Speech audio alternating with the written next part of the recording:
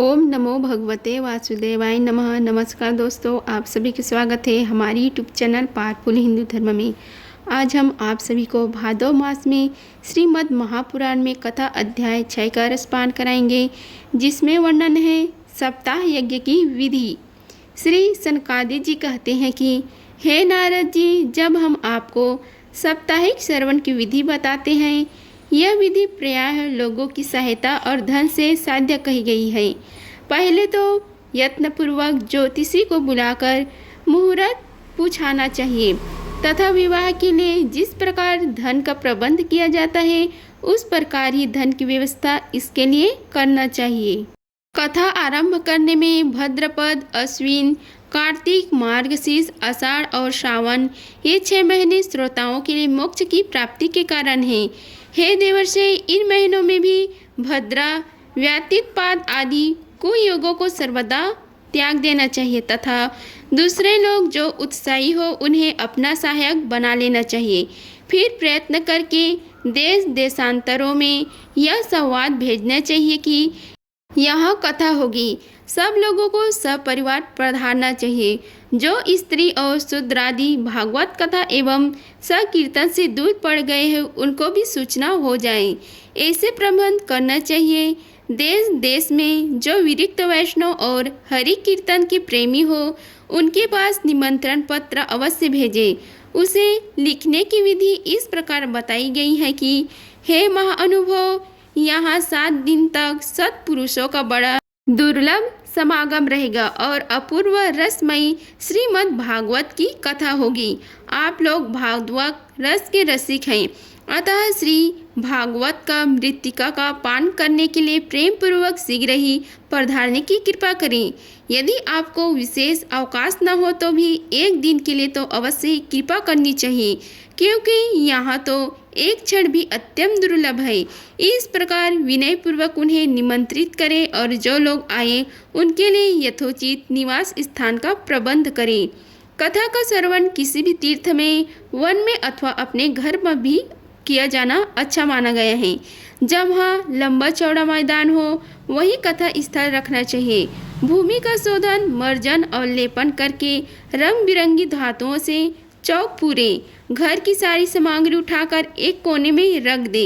5 दिन पहले से ही यत्नपूर्वक बहू से बिछाने के वस्त्र एकत्र कर ले तथा केले के खंभों से सुशोभित एक ऊंचा मंडप तैयार कराएं। उसे सब और फल, पुष्प, पत्र और चंदोवेश से अलंकृत करें तथा चारों ओर झाड़ियाँ लगाकर तरह तरह के सामानों से सजा दे। उस मंडप में कुछ ऊंचाइयों पर 7 विशाल लोकों की कल्पना करें और उनमें विरक्त ब्राह्मणों को बुला बुला कर बैठाएं। आगे की ओर उनके लिए वहाँ यथोचित आसन तैयार रखें। इनके पीछे वक्ता के लिए भी एक दिव्य सिंहासन का प्रारंभ करें। यदि वक्ता का मुख उत्तर की ओर रहे तो श्रोता पूर्व मुख होकर बैठे, और यदि वक्ता पूर्व मुख रहे तो श्रोताओं को उत्तर की ओर मुख करके बैठना चाहिए अथवा वक्ता और श्रोताओं को पूर्व मुख होकर बैठना चाहिए। देश काल आदि को जानने वाले महाअनुभवों ने श्रोता के लिए ऐसे ही नियम बताए हैं, जो वेद शास्त्र की स्पष्ट व्याख्या करने में समर्थ हो, तरह तरह के दृष्टांत दे सकता हो तथा विवेकी और अत्यंत निष्प्रिय हो, ऐसे विरक्त और विष्णु भक्त ब्राह्मण को वक्ता बनाना चाहिए। श्रीमद् भागवत के प्रवचनों में ऐसे लोगों को नियुक्त नहीं करना चाहिए जो पंडित होने पर भी अनेक धर्म के चक्कर में पड़े हुए स्त्री, लंपट एवं पाखंडों के प्रचारक हो। वक्ता के पास ही उसकी सहायता के लिए एक वैसा ही विद्वान और स्थापित करने चाहिए, वह भी सब प्रकार के संशयों की निवृत्ति करने में समर्थ और लोगों को समझाने में कुशल हो। कथा प्रारंभ के दिन से एक दिन पूर्व व्रत ग्रहण करने के लिए वक्ता को क्षौर करा लेना चाहिए तथा अरुण उदय के समय शौच से निर्वित होकर अच्छी तरह स्नान करे और संध्या आदि अपने नित्य कर्मों को संक्षेप से समाप्त करके कथा के विघ्नों की वृत्ति के लिए श्री गणेश जी का पूजन करे। तदंतर पितृगण का तर्पण कर पूर्व पापों की शुद्धि के लिए प्रायश्चित करें और एक मंडल बनाकर उसमें श्री हरि विष्णु को स्थापित करें। फिर भगवान श्री कृष्ण को लक्ष्य करके मंत्र उच्चारण पूर्वक क्रमशः 16 उपचार विधि से पूजन करें और उसके पश्चात प्रदक्षिणा तथा नमस्कार इस प्रकार स्तुति करके करें। हे करुणा निधान, मैं संसार सागर में डूबा हुआ और बड़ा दिन हूँ। कर्मों के मोह रूपी ग्रह ने मुझे पकड़ रखा है। आप इस संसार सागर में मेरा उद्धार कीजिए। इसके पश्चात धूप दीप आदि सामग्रियों से श्रीमद् भागवत की भी बड़े उत्साह और प्रीतिपूर्वक विधि विधान से पूजा करें। फिर पुस्तक के आगे नारियल रखकर नमस्कार करें और प्रसन्न चित्त से इस प्रकार स्तुति करें। श्रीमद् भागवत के रूप में आप साक्षात श्री कृष्ण चंद्र ही विराजमान हैं। हे नाथ, मैंने भव सागर से छुटकारा पाने के लिए आपकी शरण ली है। मेरा यह मनोरथ आप बिना किसी विघ्न बाधा के संगोक पाक पूरा करें। हे केशव, मैं आपका दास हूँ। इस प्रकार दिन वचन कहकर फिर वक्ता का पूजन करें। उसे सुंदर वस्त्र आभूषणों से विभूषित करें और फिर पूजा के पश्चात उसकी इस प्रकार स्तुति करें। हे सुख स्वरूप भगवान, आप समझने की कला में कुशल और सब शास्त्रों में पारंगत है। कृपा कर इस कथा को प्रकाशित करके मेरा अज्ञान दूर करें। फिर अपने कल्याण के लिए प्रसन्नता पूर्वक उसके सामने नियम ग्रहण करें और 7 दिनों तक यथाशक्ति उसका पालन करें।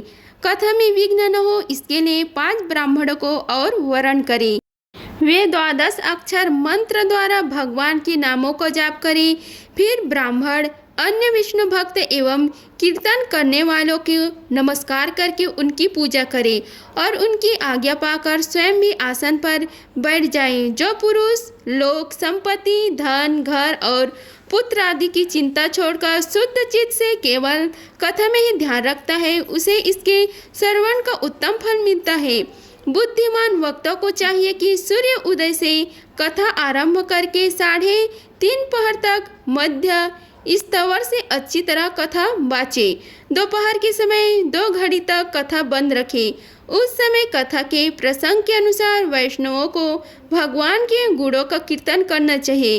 व्यर्थ बातें नहीं करना चाहिए। कथा के समय मलमूत्र के वेगों को काबू में रखने के लिए अल्पाहार सुखकारी होता है, इसलिए श्रोता केवल एक ही समय हविष्यान भोजन करे। यदि शक्ति हो तो 7 दिन निराहार रहकर कथा सुने अथवा केवल घी या दूध पीकर सुखपूर्वक श्रवण करे अथवा फलाहार या एक समय ही भोजन करे। जिससे जैसा नियम सुबह तेज से सध सके उसी को कथा श्रवण के लिए ग्रहण करें। मैं तो उपवास की अपेक्षा भोजन करना अच्छा समझता हूँ, यदि वह कथा श्रवण में सहायक हो। यदि उपवास में श्रवण में बाधा पहुँचती हो तो वह किसी की काम का नहीं है। हे नारद जी, नियम से सप्ताह सुनने वाले पुरुष के नियम सुनिए। विष्णु भक्त की दीक्षा से रहित पुरुष कथा श्रवण का अधिकारी नहीं है।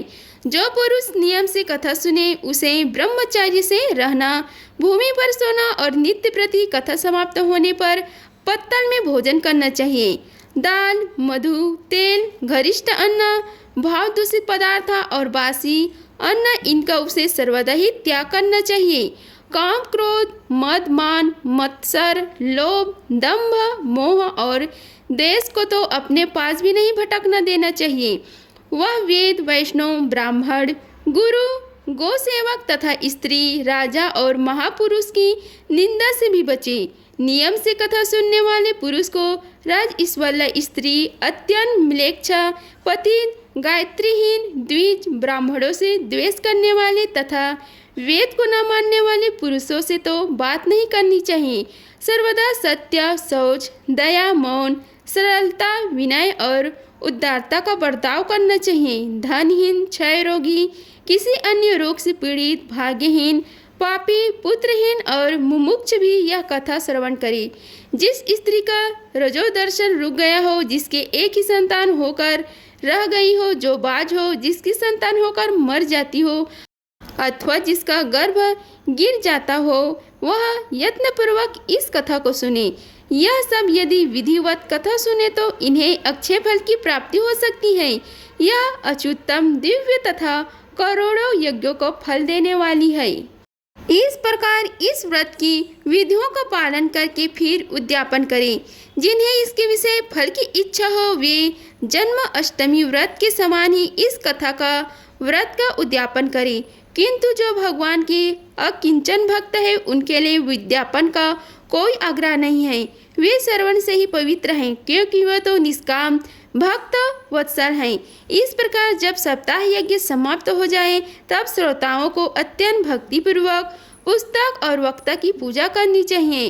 फिर वक्ता श्रोताओं को प्रसाद, तुलसी और प्रसादी मालाएं दे तथा सब लोग मृदंग और झांकी की मनोहर ध्वनि से सुंदर कीर्तन करें। जय जयकार, नमस्कार और संग ध्वनि का घोष कराएं तथा ब्राह्मण और याचकों को धन और अन्न दे। श्रोता विरक्त हो तो कर्म की शांति के लिए दूसरे दिन गीता का पाठ करें। गृहस्थ हो तो हवन करें। उस हवन में दसम स्कंद का एक एक श्लोक पढ़कर विधि पूर्वक खीर, मधु, घृत, तिल और अन्न आदि सामग्रियों से आहुति दें अथवा एकाग्रचित होकर गायत्री मंत्र द्वारा हवन करें, क्योंकि तत्वतः यह महापुराण गायत्री स्वरूप ही है। होम करने की शक्ति न हो तो उसका फल प्राप्त करने के लिए ब्राह्मणों को हवन सामग्री दान करें तथा नाना प्रकार की त्रुटियों को दूर करने के लिए और विधि में फिर से जो न्यूना अधिकता रह गई हो उसके दोषों की शांति के लिए विष्णु सहस्त्र नाम का पाठ करें। उससे सभी कर्म सफल हो जाते हैं, क्योंकि कोई भी कर्म इससे बढ़कर नहीं है। फिर 12 ब्राह्मणों को खीर और मधु आदि उत्तम उत्तम पदार्थ खिलाएं तथा व्रत की पूर्ति के लिए गौ और सुवर्ण दान करें। सामर्थ्य हो तो 3 तोले सोने का एक सिंहासन बनवाएं। उस पर सुंदर अक्षरों में लिखी हुई श्रीमद् भागवत की पोथी रखकर उसकी आवाहनादि विविध उपचारों से पूजा करें और फिर जितेंद्र आचार्य को उसका वस्त्र, आभूषण एवं गंध आदि से पूजन कर दक्षिणा के सहित समर्पण कर दे। योग करने से वह बुद्धिमान दाता जन्म मरण के बंधनों से मुक्त हो जाता है। यह साप्ताहिक पारायण की विधि सब पापों को निवृत्ति कराने वाली है। इसका इस प्रकार ठीक ठीक पालन करने से यह मंगलमय भागवत पुराण अभीष्ट फल प्रदान करता है तथा अर्थ, धर्म, काम और मोक्ष चारों की प्राप्ति का साधन हो जाता है। इसमें संदेह नहीं है। सनकादि कहते हैं कि हे नारद जी, इस प्रकार तुम्हें यह सप्ताह श्रवण की विधि हमने पूरी सुना दी है। अब और क्या सुनना चाहते हो? इस श्रीमद् भागवत से भोग और मोक्ष दोनों ही हाथ लग जाते हैं। सूत जी कहते हैं कि हे सनक जी, यो कहकर महामुनि सनकादि ने 1 सप्ताह तक विधि पूर्वक इस सर्व पाप नाशरी, परम पवित्र तथा भोग और मोक्ष प्रदान करने वाली भागवत कथा का प्रवचन किया। तब प्राणियों ने नियम पूर्वक इसे श्रवण किया। इसके पश्चात उन्होंने विधि पूर्वक भगवान पुरुषोत्तम की स्तुति की। कथा के अंत में ज्ञान, वैराग्य और भक्ति को बड़ी पुष्टि मिली और वे तीनों एकदम तरुण होकर सब जीवों का चित्त अपनी ओर आकर्षित करने लगे। अपना मनोरथ पूरा होने से नारद जी को भी बड़ी प्रसन्नता हुई। उनके सारे शरीर में रोमांच हो आया और वे परम आनंद से पूर्ण हो गईं। इस प्रकार कथा श्रवण कर भगवान के प्यारे नारद जी हाथ जोड़कर प्रेम गदगद वाणी से सनकादि से कहने लगे। नारद जी ने कहा, मैं धन्य हूँ, आप लोगों ने करुण करके मुझे बड़ा ही अनुग्रहित किया। आज मुझे सर्व पापहारी भगवान श्री हरि की कृपा प्राप्ति हो गई है। हे तपोधनो, मैं श्रीमद् भागवत का श्रवण ही सब धर्मों से श्रेष्ठ मानता हूँ, क्योंकि जिसके श्रवण से वैकुंठ गोलोक विहारी श्री कृष्ण की प्राप्ति होती है। श्री सूत जी कहते हैं कि हे सनक जी, सर्वश्रेष्ठ नारद जी यो कह ही रहे थे कि वहाँ घूमते फिरते योगेश्वर सुखदेव जी आ गए। कथा समाप्त होती है। व्यास नंदन श्री सुखदेव जी वहाँ पधारे। 16 वर्ष की आयु आत्मलाभ से पूर्ण ज्ञान रूपी महासागर का सर्ववर्धन करने के लिए चंद्रमा के समान वे प्रेम से धीरे धीरे श्रीमद् भागवत का पाठ कर रहे थे। परम तेजस्वी सुखदेव जी को देखकर सारे सभासद झपट कर खड़े हो गए और उन्हें एक ऊंचे आसन पर बैठाया। फिर देवर्षि नारद जी ने उनका प्रेम पूर्वक पूजन किया। उन्होंने सुखपूर्वक बैठाकर कहा, आप लोग मेरी निर्मल वाणी सुनिए। श्री सुखदेव जी बोले, हे रासिक एवं भाविक जान, यह श्रीमद् भागवत वेद रूप कल्पवृक्ष का परिपक्व फल है। श्री सुखदेव स्वरूप सुख के मुख का संयोग होने से अमृत रस से परिपूर्ण है। यह रस ही रस है, इनमें न छिलका का है न गुठली है। यह इसी लोक में सुलभ है। जब तक शरीर में चेतना रहे तब तक आप लोग बार बार इसका पान करें। हे महामुनि, व्यास देव ने श्रीमद् भागवत की महापुराण की रचना की है। इसमें निष्कपट निष्काम परम धर्म का निरूपण है। इसमें शुद्धांतकरण तत्पुरुषों के जानने योग्य कल्याणकारी वास्तविक वस्तु का वर्णन है, जिससे तीनों तपों की शांति होती है। इसका आश्रय लेने पर दूसरे शास्त्र अथवा साधन की आवश्यकता नहीं रहती है। जब कभी पूर्ण आत्मा पुरुष इसके श्रवण की इच्छा करते हैं, तभी ईश्वर अविलंब उनके हृदय में अवरुद्ध हो जाता है। यह भागवत पुराणों का तिलक और वैष्णवों का धन है। इसमें परमहंसों के प्रायः विशुद्धि ज्ञान ही वर्णन किया गया है तथा ज्ञान, वैराग्य और भक्ति के सहित निवृत्ति मार्गों को प्रकाशित किया गया है। जो पुरुष भक्ति पूर्वक इसके श्रवण, पठन और मनन में तत्पर रहता है, वह मुक्त हो जाता है। यह रस सर्वलोक, सत्यलोक, कैलाश और वैकुंठ में भी नहीं है। इसलिए भाग्यवान श्रोताओं को तुम इसका खूब पान कराओ। इसे कभी मत छोड़ो, इसे कभी मत छोड़ो।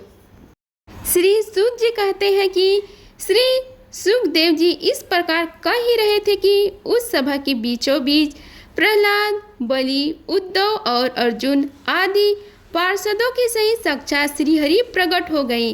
तब देवर्षि नारद ने भगवान और उनके भक्तों की यथोचित पूजा की। भगवान को प्रसन्न देखकर देवर्षि ने उन्हें एक विशाल सिंहासन पर बैठा दिया और सब लोग उनके सामने संकीर्तन करने लगे। उस कृति को देखने के लिए श्री पार्वती जी के सहित महादेव जी और ब्रह्मा जी भी आए। कीर्तन आरंभ हुआ।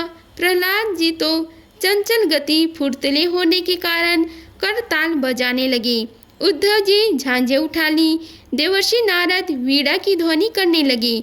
स्वर विज्ञान गान विद्या में कुशल होने के कारण अर्जुन राग आलापने लगे। इंद्र ने मृदंग बजाना आरंभ किया। सनकादि ने बीचों बीच में जय घोष करने लगे और इन सब के आगे सुखदेव जी तरह तरह की सरस अंग भंगी करके भाव बताने लगे। इन सब के बीच में परम तेजस्वी भक्ति, ज्ञान और वैराग्य नटों के समान नाचने लगे।